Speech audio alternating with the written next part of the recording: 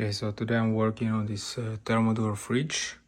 The fridge part wasn't cooling, and we found that there is a leak in the evaporator.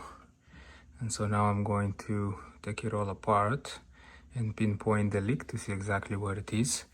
And then we'll probably be changing that evaporator and recharging the system. So that's the evaporator right there. Okay, so you can see in this evaporator, this ice build up at the connection of the heat exchanger to the evaporator, and that is a sign of a leak. So we'll defrost it and do a pressure test to find the leak. Okay, so I think we clearly can see the leak here. See all those bubbles.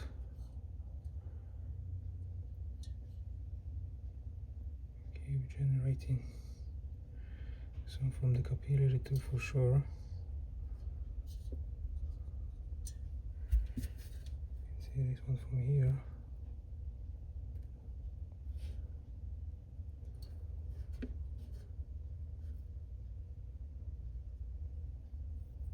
It's right there.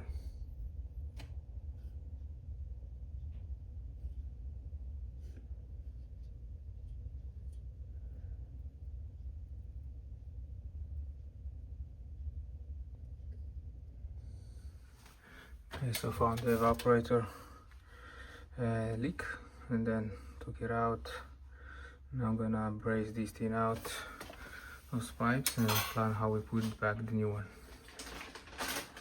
Okay, so I put the evaporator back, now the new one. Now I'm just gonna brace it in and then do some more testing.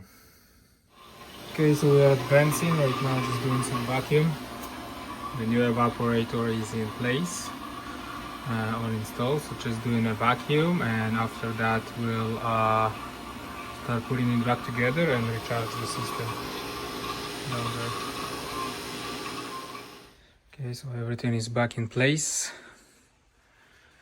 Thermador unit. Now we're just waiting for it to start. The compressor is going to start, and then I'll be checking the pressure inside and seeing that we are looking good or not, and we'll go from there.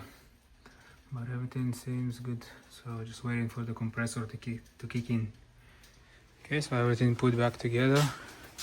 The pressure tested fine, and really should already start cooling.